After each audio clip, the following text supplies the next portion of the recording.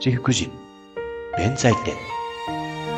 弁財天は音楽や芸術、学問、そしてお金の神様として知られている女の神様です。